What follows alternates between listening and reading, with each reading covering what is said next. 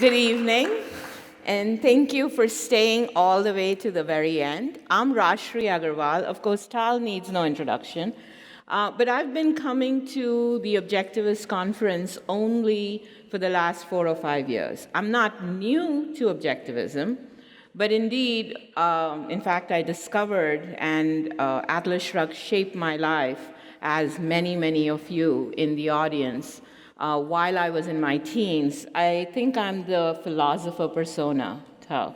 That's the one that I identified with. But I'm also a professor. And indeed, part of the reason why I was not coming to the Objectivist conferences is because I was busy living objectivism. Very brief introduction about myself. I am the Rudy Limon Chair of Entrepreneurship and Strategy at the Smith School of Business, University of Maryland. And it is a particular honor and pride for me to be the founding director of the Ed Snyder Center for Enterprise and Markets. Some of you may remember, thank you. Some of you may remember 2 years ago when we were talking about the fact that Ed Snyder not only helped co-found Ayn Rand Institute, but he also gave very generously to create the Ed Snyder Center. And you know, when I was given this opportunity, I realized that that was the time where I could finally integrate my very successful professional life as an academic in mainstream academia. And I can tell you all of the reasons why, in spite of the doom and gloom, there is a lot of reasons to be very excited about higher education at this point in time, too. But I was able to finally integrate my life in mainstream academia with my life living objectivism, both personally but also intellectually. So in the last 6 years, I've been having the time of my life, because what I've been able to do is really bring in objectivism front and center in my research, in my public engagement, in development of curricular activities. And of course, that's where I've drawn on relationships with Yaron. I've known Yaron since 1995-96, when he was still a professor at UT Austin, with John Allison, who has been kind enough to be on the board of advisors of the Snyder Center, with Onkar, whom I took my first OPAR course. The first time OPAR taught the OPAR course, I was a student.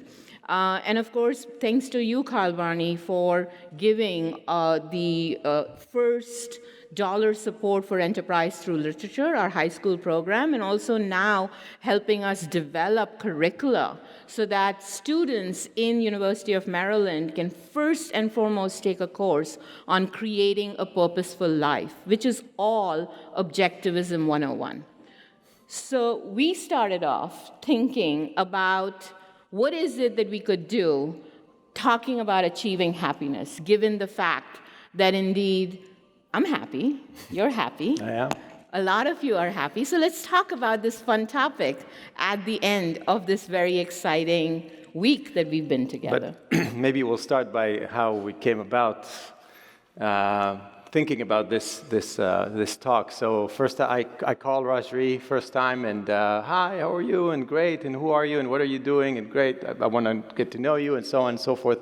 And we just start talking, and immediately we kind of think, I don't know, maybe the sense of life of both of us kind of connected so well. And I described it as like a ping pong game turned into a tennis game, turned to I don't know what can be bigger than that. But it was really like, yes, exactly. And then she says something, yes, exactly, and so on and so forth. And it was so much. And everything was kind of how we understand objectivism, how we apply objectivism, how we think about leveraging objectivism as a philosophy in real life. And then it's just, we have to talk about it. We have to do something on stage together. And this is how we came to this very simple thing like achieving happiness. You know, what could be so complicated about it? But what we thought of doing is taking several insights, and we thought we can kind of squeeze 6 insights from living objectivism by referencing Rand and some quotes into how we apply them. So what we're going to do is we're going to ping pong again. Rajri will take the first one. We'll read a quote, and then we'll talk about it. Yes. So I have a PhD in economics, and so it wouldn't be surprising that for me, the trader principle is a key insight. But I don't want to talk about trade as we think in economic terms, transactions. Indeed, one of the reasons why this particular quote of Ayn Rand, which emphasizes the trader principle, is one of the major mainstays of how I have lived objectivism. And I'm going to read this quote out first and then tell you what it means to me in practice. A trader does not treat men as masters or slaves, but as independent equals. He deals with men by means of free, voluntary exchange, an exchange which benefits both parties by their own independent judgment. Now, Ayn Rand in another place also says that the moral concepts, the highest moral concept is that, or symbol is that of a trader. And originally, let me just give you a little bit of a background of where I come from. So I was raised in India, and of course in a very, very traditional Indian family, which meant that independence as a concept was not really of high value. Because you have to think about traditional values, you have to think about obligations and relationships to other people. And so particularly as I was dealing with my fight, my quest for independence in this society that I was growing up in as a teenager, I was feeling a lot of conflict. And I've talked to several objectivists as it relates this term independence. And so when I started to think about the fact that I needed to be an independent person, that meant not depending on anyone else. And in particular, the biggest conflict I was having at that point in time was with my father. And so here I am feeling like, wait a minute, if I am disagreeing with my father and I'm not agreeing to his wishes, then how can I draw on his financial support to finance my education? And at that time, of course, I was not in a position to financially fend for myself. But this created almost a sense of I was being immoral and not living objectivism because I was dependent on my father. And so I had to realize that this concept of independence is not just about financial transactions, but it goes to a much, much more deeper concept. And it relates to your independence of thought. But it does not mean that it is self versus others, as in only self and not others. So one of the things that I learned over the last few years is that this trader principle is not just about individuals being independent, but also having deep respect for each other as it relates to the fact that each and every one of us has to define by ourselves independently what is our purpose. But purpose being defined does not mean that you can just automatically, kind of achieve it in a second. It also requires you to think about underlying that purpose. What are your abilities? What are your aspirations? How do you create that virtuous cycle so that, which I think is true happiness, being able to say, I love what I do, and I'm so good at it, right? Both of them together at the same time. For me, that's a definition of feeling like you're really enjoying your life. Mm-hmm. And you're getting this sense of self-esteem and self-achievement. But how does that then translate to me trading with you, Tal, right? Because if I'm independent and I'm my independent self, why do I even need you? But if you think about, and a lot of the conversations, at least with early objectivists, and personally I felt, is that, Howard Roark doesn't need anybody. He can do it all by himself. Right. But if you think about what Atlas Shrugged really talks about, the trader principle also relates to the fact that Dagny and Hank make a great team with each other as they're thinking about building the John Galt line. So each of them are independent equals. They both have defined their purpose. their abilities and their aspirations. And it's a common objective that allows the two of them to come together. And that's what then determines what their actions are.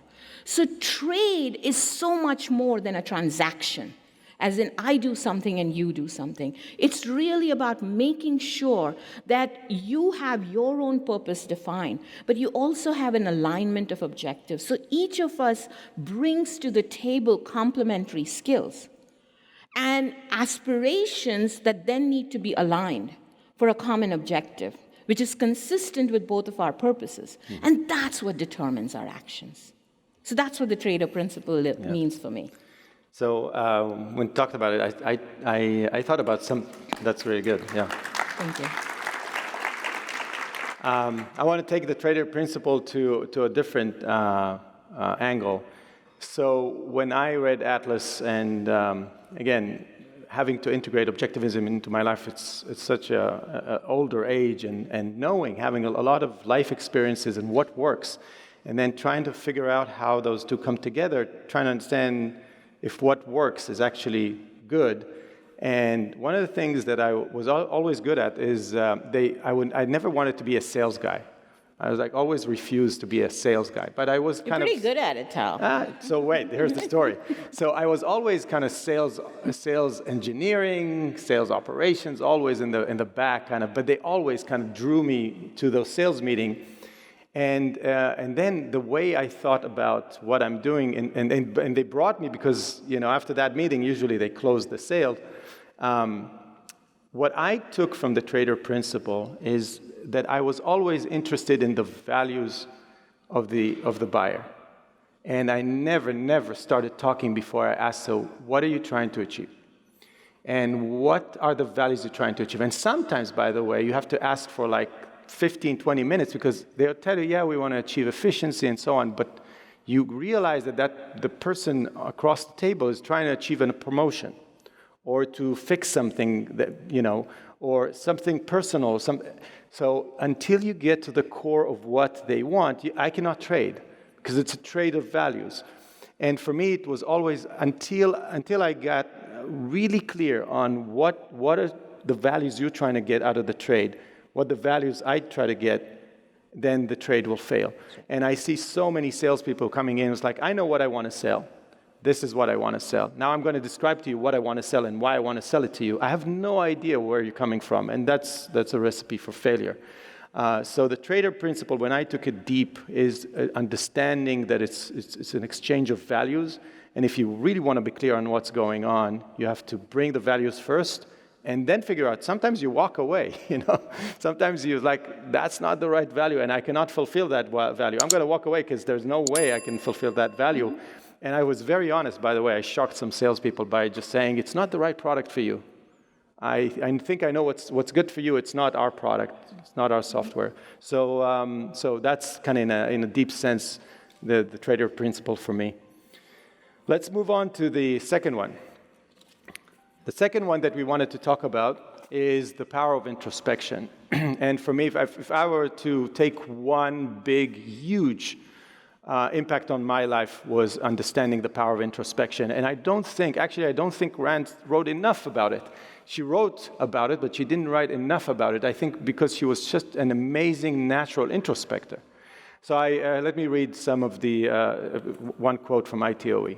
If men identified introspectively their inner states 1/10 as correctly as they identify objective reality, we would be a race of ideal giants. I ascribe 95% or more of all psychological trouble and personal tragedies to the fact that in the realm of introspection, we are on a level where savages were, or lower in regard to extrospection. So I have to say, I was a major suppressor. I didn't know how to introspect. I didn't know what introspection means. I thought it's weak. I thought that, I don't do emotions, I do reason. I'm an engineer. This is why the humanities are for those wimps who, philosophize all day and do nothing. And it's just a big miss because you accumulate debt, as I call it. You just accumulate debt over time. So the most important thing that I realized after reading Atlas is, how do I know what I want? Because I felt there was a big gap between where I am and now that Ayn Rand opened the window or took down the walls more, to be more accurate. How do I know what I really want? And I think we're rationalizing what we want as well. So I didn't even know how to start discovering what I want. And Gene Moroney helped me a lot. I recommended Gene in our thinking lab many times, of writing on paper. Because as a good scientist, as a good philosopher, I think you start with observation. You don't start with rationalization. Oh, I love music, and I love engineering, and I love sales, and I love software. Of course, that's what I do. And then after you introspect for a day and another day, and you write, what was good about today? What did I enjoy about today? Why do I like this person? What was so great about them? And writing, the most important question is, what does it mean to me? I realized that I don't like things I thought I like. Actually, I tell you a secret, I don't really like dealing with software. Not anymore. I love the concept, I was really good at it, but if you left me alone and you gave me all the money in the world, what would I do? It would not be sitting down writing code. Although this is how I made my money. And over time, it just took me to a whole different perspective. Again, sharing a personal, I think I shared before, is when Yaron called me in 2000, I think it was, I don't remember if it's 15 or 16, I think it's 16, and talked about, the potential of me getting closer with ARI, maybe taking on a role. I had no idea what he was talking about. But it was interesting. And then I introspected and said, why was it interesting? Because it's non-for-profit, it's something so unfamiliar to me. There was something interesting about this proposal. So I went home and I introspected and more and more and more. It took me about a year to realize that I know why it was interesting, because the more I thought about what I want to do and introspected a lot, my love for philosophy, or newfound love for philosophy and education. I started in education. I always said that the best job I ever had is a substitute teacher in 5th grade in my hometown. I just couldn't get early enough to school, just hoping that one of the teachers would be sick or something. So they put me in. And there was no syllabus. I could just jump into the class and do whatever I want with the kids. So, and it really took me a long time. I don't want to get into the process of introspection, but there's something so powerful in discovering yourself and knowing yourself that is so important. Otherwise, how would you know if what you think you want is what you want, if what you want is rational, if you're really connected to yourself? And I remember thinking about making a huge leap, making a huge decision about my career. And only the power of introspection and the confidence that I know that this is the right thing for me. Things will work out because this is what I really want. It was what convinced me to make that decision. So the power of introspection is so important. So you have another slide. Yes. Yeah. I wanted to share, I've shared that in another, I don't know if any of you saw my presentation about my 4-step way to happiness. I want to just touch on that and take a little bit time to go over this, because I think it's very important. So as I said, I think number one problem is it's a strategic problem. Before you get to the tactics, the strategic problem is, do you know exactly what you want? Can you put it on paper? Every company has a mission statement. Do you have a mission statement? Do you have like a long sentence that describes you? When you read it, you get energized, like, this is me, this is what I want. If I had all the money in the world and no constraints, that's what I'd be doing 100% of the time. Or maybe no constraints, you can do it today. But start with observation, write it down, prove to yourself that what you think you want is exactly what you want. A lot of people tell you, oh, I love, I remember I had an employee and she said, oh, I love, giving my time away to people who need. And it's like, okay, so how many hours did you give in the last month? It's like, oh, I didn't have the time to, and the month before. And so it's really in your head, you think you want it, you think you like it, and you think that's who you are. So observe yourself. It's getting to know, and be very, very benevolent with yourself. Love yourself in a way. It's like, okay, it was okay. I don't understand why I did that, but there's something deeper there. Identify the core values. What will happen immediately is that once you introspect enough times, the arrows will all be pointing to the same direction. And you'll be integrating from different experiences the same common denominators, and that's the third part. Define your central purpose out of those core values and say, those are the three. I can tell you mine is philosophy, education, and writing at this point in my life. And it's changing over time, so you have to continue to introspect. And then the last one that I can talk for about an hour, how do you make someone pay you to do it? And we can go on and on about that, but productize yourself, monetize yourself, make someone pay you to do what you want to do. So that's in a nutshell my 4 steps. Right. Of, so if we can go back to... you okay? Right. The quote, yeah. So for me, again, as I shared with you before, I was dealing with a huge identity crisis in my teen years. And I think that the teen years is the right and appropriate time when you tend to start thinking about your identity in the first place and defining who you are. And to be honest, so much of my early years was defined by what I did not want to be, as opposed to what I wanted to be.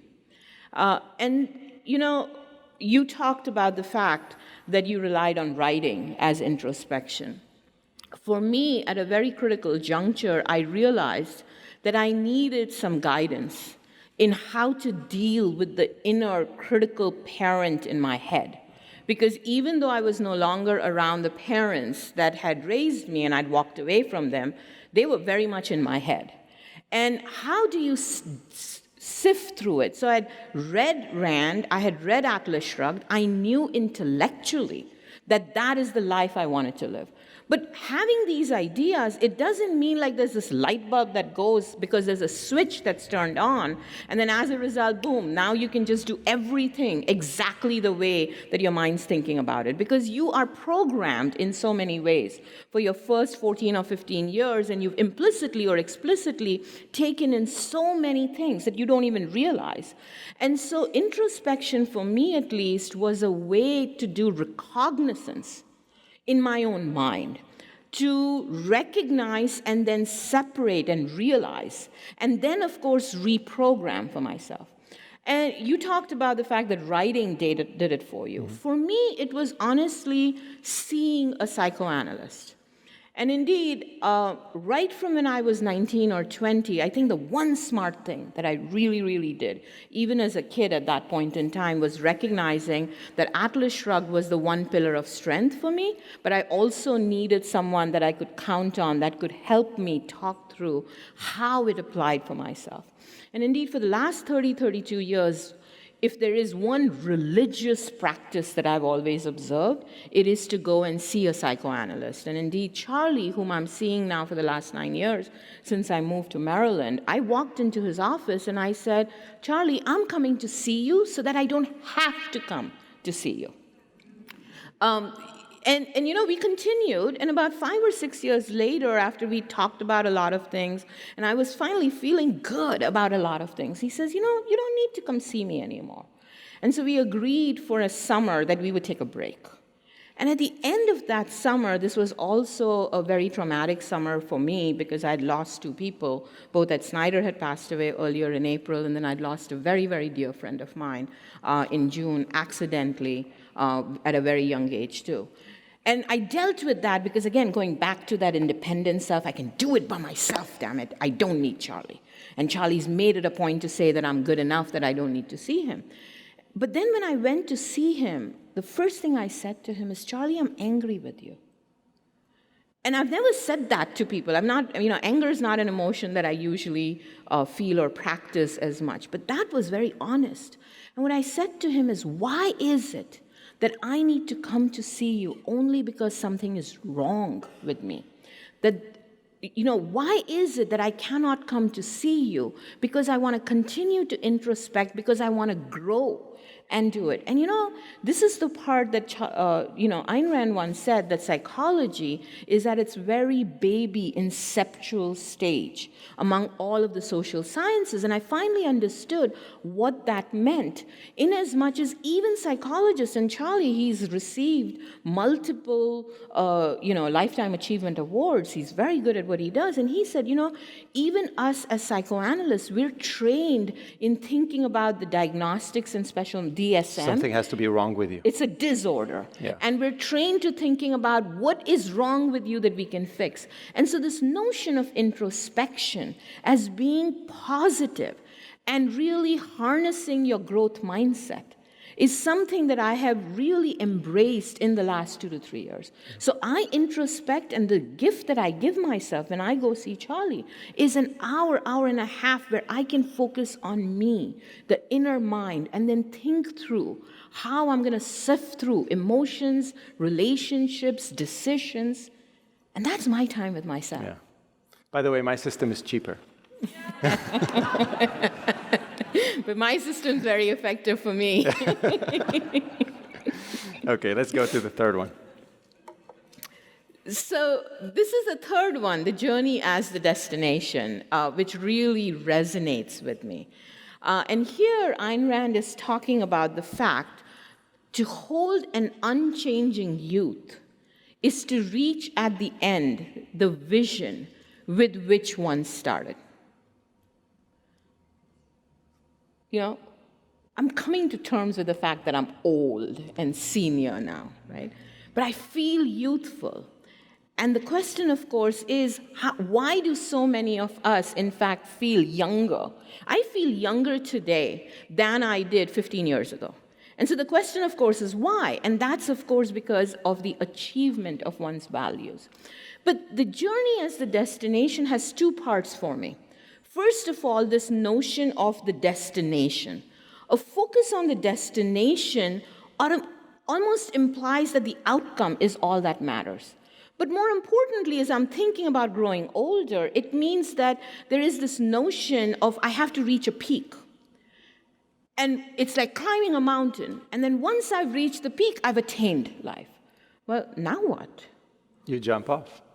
No. So that's the point, right? Do I jump off? Do I lay down and die? And that's very morbid. I don't want to be thinking in terms of, okay, now I've achieved my final outcome. What's next, right? I would rather think about my life as unfolding vistas, as I'm going around and discovering Wait, you unfolding vistas. That's a quote by itself. That's Thank you. Thank you. But that's what I want to think about as I'm thinking about the destination. But the other part of it is the process itself, the journey itself. So it's not like I'm going to work hard, really slog, hate every minute of it, and then I finally achieve the outcome. It's more about what am I doing during the process itself, right? And for me, at least, the process then becomes, the journey itself becomes the destination. And across many of my research projects, in fact, just before I came to OCON, I was racing against the clock to meet a deadline on a research project. And one of my co-authors, after we submitted it, said to me something that just really underscores the value of it. He says, you know what? Regardless of what the final outcome of this process is, whether the paper gets published or not, I am really proud of what we have created. And the process of working and brainstorming and learning and growing is a reward in and of itself. Mm-hmm. And I think that if we think about our lives as the journey itself, that it needs to be enjoyed, and the achievement of all of our values, the vision, of course, takes us there. But the process itself is so much fun to be with. Mm-hmm. That's what, for me, this quote means. And am I already living my vision? Yes. And I'm loving it. That's happiness. That's great. This one took me to Aria Hotel in Mountain View, California, where we were sleeping 2 and 2. We're kind of 4 people managing our software company, sharing a room together, and it was like the middle of the night. We were preparing for another meeting with a venture VC company. And we were miserable. We were running out of money. We were like miserable. It was a stinky hotel. It's awful. It's just thinking about the carpet there. You just don't take off your socks there. It's really awful. And we were miserable. We were like, we don't know what to do, and we were rejected 3 times. We're trying to figure out what's wrong with our message and our narrative and so on. And really miserable. And they all went to sleep, and I stayed, and I started writing. And I said, what's going on? Why, this is the bottom of the bottom. We might not survive, and this is the struggle, right? This is the struggle. And it just was amazing. As I started writing, I was like, I'm living the best days of my life now. From feeling like I'm at the bottom of the bottom, just putting things in context and zooming out a little bit. It's what's going on right now. Where am I in my life? It's like, whoa, this is so great. This is what everybody talks about. This is the struggle. This is where you're supposed to fail and give up. And I'm not giving up. This is just, and it's going to be great. We're going to get the money.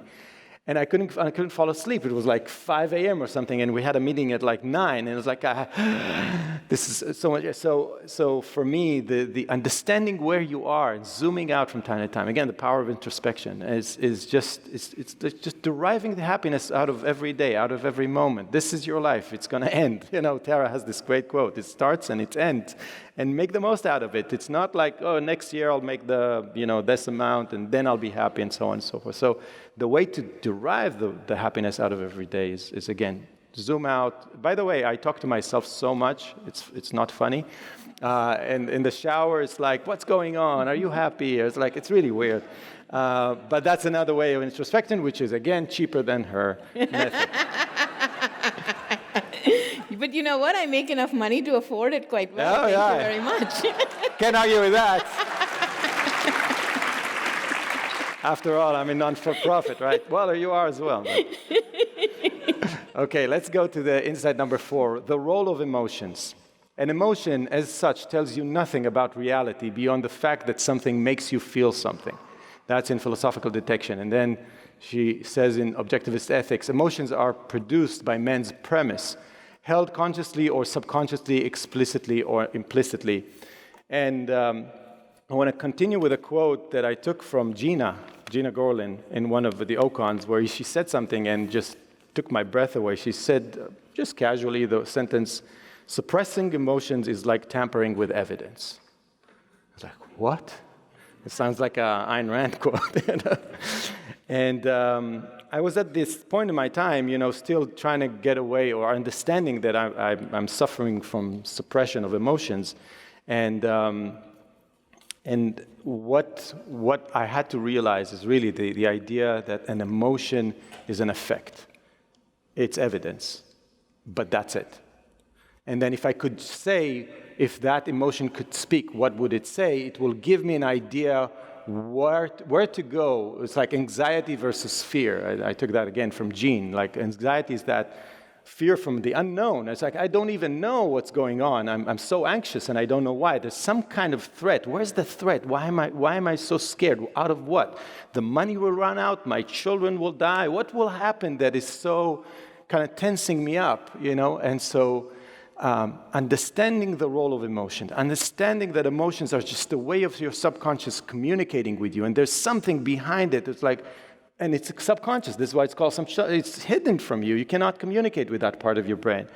But you can slowly understand those core evaluations that are behind those emotions. And suddenly, if you're good at introspection as well, suddenly the effect of emotions comes down. Like my anxiousness is not as it used to be. On the other hand, because I know myself better, the positive emotions are much more powerful. So they're so great to just understanding where things are. She really broke down the physics of what's happening in my brain. And I was able to get to such core evaluations in my life that it was so powerful. And I think I told that story before, but at one point when I decided to kind of break away from some of my core family, I was sitting in my car just weeping, crying. And it's like, I don't know what's going on. I'm just crying. It was just because of this concept of the role of emotions. Like, this is a response to me deciding to walk away from my core family, and I know what will happen. there were going to be ripple effects. I'm going to suffer for a little bit. But this is my subconscious screaming at me, just don't do it, don't do it. And I know exactly why it's saying it. It's because of the value of my core family and the tribalist in me and so on. So that concept just did so much for me, kind of releasing myself from so many ties and freeing myself. Yeah. So it's interesting here, Tal, and we spoke a little bit about it. This may be where social norms create these gender roles. So men are often thought of as, you need to suppress your emotions. Right. You need to be stoic, right? As a girl growing up, I was in fact this flighty, irresponsible, happy-go-lucky. I would cry at a minute's notice. I would laugh at a minute's notice. So it was the opposite, right? We are in fact given lots and lots of permission to emote. But at the same time, we're not necessarily allowed to the same thing. It's the opposite. It's the dual, I think. So you don't show your emotions. I can get away with being emotional, but then I am emotional because that's what women are, right? Kind of tied to the emotion itself. Tied to the emotion itself. And so connecting the fact that your emotions are actually products of your thoughts, both past and present, and in fact also your subconscious, and really thinking about the role of emotions in yourself, but accepting them is the first and foremost way of progressing. Not suppressing. Right? And so accepting your emotions, allowing yourself to emote, but not be led by it. So one of the other quotes that I loved about Ayn Rand is where she says, emotions are not tools of cognition. They are barometers, right? They give you indicators, but they're not the ones that are going to help you process and think through it. But rather than focusing on the negative aspects of emotions, one of the passages of Atlas Shrugged that has always struck with me, the character that most experiences the stoicism, the suppression of emotions is Hank Rearden. And yet there is this beautiful passage where Hank is remembering the first time he meets Dagny. And notice that as he's talking about that particular incident, he's admiring Dagny for the girl, for the beauty that she has. But he does not feel the rush of lust, love, emotion, until his mind connects who this girl is to the persona of Dagny Taggart. And his mind and subconscious makes the connection that it takes his conscious mind multiple years to then process and figure out why this is the best in him rather than the worst in him. So in that sense, emotions are also powerful positive indicators of what's going right in your life as opposed to going wrong in your life. Yeah. Yes. So let's go to the next one, conflict management. Which, of course, gets to something that we have to deal with, which is negative, and that's conflict management. And indeed, one of the things that I have realized is that if I'm dealing with independent people, and my husband, for sure, is an independent person, right? He's the love of my life, he's my best friend, and we fight. Right? No question about it. Because indeed, our relationship is one where both of us have very strong opinions. Do you think I'm opinionated? Not too opinionated. Right? I would say I'm assertive. My husband would say I'm pushy. Of course, from his vantage point, I can see why he would say I'm pushy. He wants to get his way. Right? But this is a very important quote for me, seriously speaking, both in my personal and in my professional life. And there are two aspects of this quote that I want to emphasize. First off is, so the quote is, of course, when I disagree with a rational man, I let reality be the final arbiter. If I am right, he will learn. If I am wrong, I will. One of us will win, but both will profit. This goes back to the trader principle and what you were talking about as in ensuring win-win relationships. And I think that is something that we often lose sight of. So first and foremost, one of the things that I have realized is I always give the benefit of the doubt. I start with the principle that the other person whom I have chosen to align objectives on and I have an understanding of what they are about, is a rational person. And so I want to start with that premise. I want to focus on what is right, not who is right. And so this always reminds me that reality, being the final arbiter, means that both of us can go down to saying, okay, fine, we seem to disagree, but let's go down to first principles. Right? And so I often talk about what I call the ABC of creating value, avoiding conflict, and at the same time ensuring that you're claiming your prize. A is acquire information. Often we make assumptions about the other person, their intent, their ability, their actions. And we make some assumptions about ourselves too. So introspection allows us to figure out what are our assumptions and are they valid. Extrospection, reality, gives you the check to figure out whether those are in fact conforming to what you want to do. But the acquiring of information is also important about the other person. So often I realize that so many of the conflicts were alleviated just by asking questions in the first place.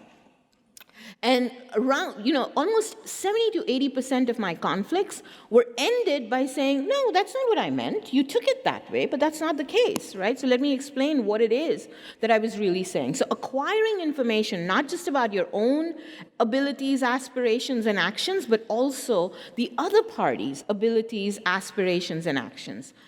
B, build on common interests. Are your objectives still aligned?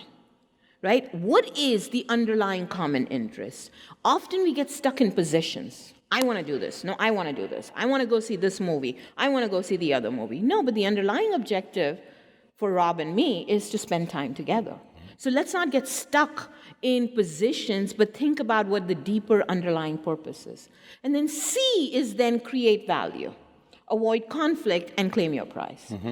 So those are the ABCs of me following conflict management. But the other thing that I wanted to talk about, point number 2 on conflict management, is the reframing of a relationship not working, exiting. Often we think that's failure. Sometimes it is failure, and there's a lot that we can learn from failure. But sometimes it's success.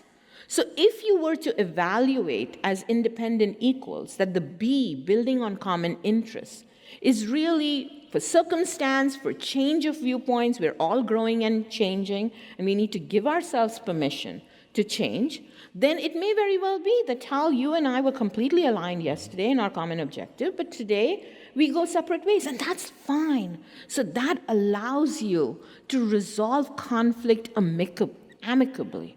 So it doesn't always need to result in failure as in hostile separation. Yeah. And that we can agree to disagree, go our separate ways, and still maintain respect for each other. So in a way, you just described my kind of modus operandi when I was customer success manager. I don't know if you know that field that is called customer success, but the responsibility to take care of the customer after they bought the product, making sure that they succeed, and you manage the support and account management and all that. And I was responsible for all the unhappy customers, when they had issues. And you know how it is when you're in a call center, it's like they're, hi, this is Base, and start barking at you. And it's really hard. It's really hard, but to hear all of it. But again, going back to the way you framed it, I go back to the value. It's like, what are you trying? And sometimes you are educating your customer to realize what they want, because they don't know. They're just angry. They're acting on emotion. It's like, what are you trying to achieve? Why do you think, okay, so the software is not working. What were you trying to do? What are you trying to achieve? Okay, so you're frustrated that it's not working. I get it. And I started asking more and more questions. What are we trying to achieve? So you open a space because they realize you're trying to help them or trying to realize what the value is. And I was training my customer success managers to always just don't jump in. Don't jump into the mix and get into this emotional party of really try to understand what's going on the other side. And of course, train yourself to do this ABC in a way, which is very aligned to how we were thinking about it. So yeah. Application in business, used it all the time. Okay, last one, bias for action. I took it as something we use in tech and in Silicon Valley all the time. It's like bias for action, and there's a lot of meaning for that, behind that. In the realm of physical action, man's choice is twofold. First, he must choose through a process of thought or non-thought the ideas and values that will compromise his mind's content. Then he must choose to act on these ideas and values to keep them operative as his guide amid all the vicissitudes of daily life. He must choose what to think, and then he must choose to practice what he preaches. And that connection between thought and action, I think, is something that I see in our community, and I want to talk about that connection between thought and action. I think, we tend to think thoughts in our heads. We are, we have this machine, this thought machine, and we can come to conclusions and we can derive things, but then very easily you rationalize away from reality of like what I want and what she wants and all that, and suddenly you're somewhere, and you have no idea what's really true in reality. It's so hard to really figure out what's going on. So every time, and I took it from someone I worked with, is every time I feel I get a little stuck, it's like I don't know, I go act. And I use it as a reciprocal process of gaining more evidence of, let's try it. And so it's very hard to, mainly with young people, it's like, yeah, but we're not sure. What are we doing? We don't have all the answers. I got like 5 more questions, and we don't have the data. Let's collect more data. It's like done. We're done thinking. For now, we got a good understanding of where we are. We're going to act. Then a week later, we meet again. It's like all the questions I had are irrelevant. None of them are relevant. We have much bigger issues to fix. It's like, you see, just reality. Deal with reality, interact with reality, and gain more data, but just trying your ideas out and validate. It's constant validation of your thoughts and your assumptions. Very easy. So what we call bias for action in tech is when there's doubt, there's no doubt. Just go do. Just go do and do a lot. Like, go act. And first, I think psychologically, you get a lot by just, because you can become very miserable just in boxing your thoughts in your heads and not applying them. So, this is something that there's much more to say, but I'll stop here. Yeah. Okay. So for me, the concept of bias for action, I'm a scholar of enterprise and innovation. I examine innovators and entrepreneurs.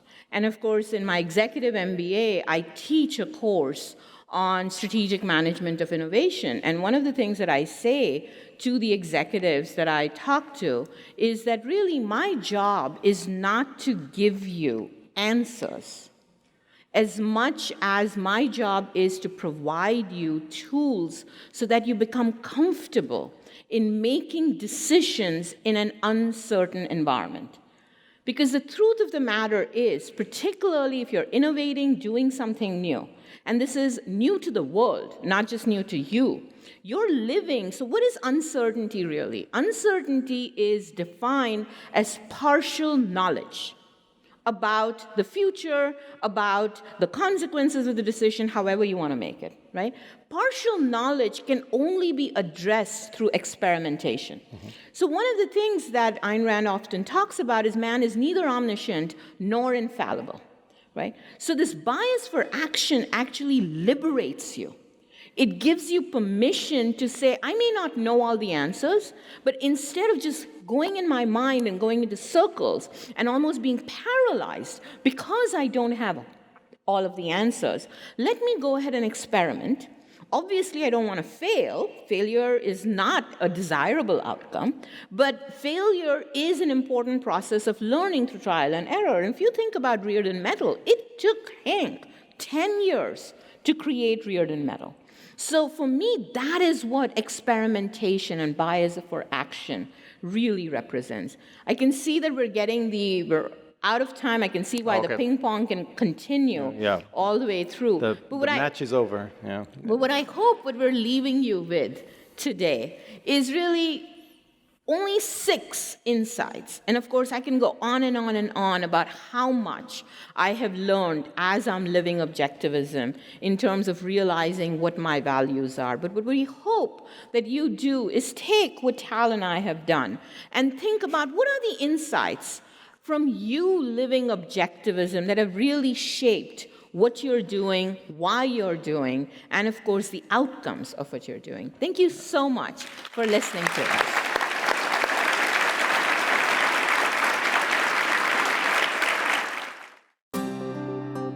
Thanks for watching. Be sure to subscribe and ring the bell to never miss a video.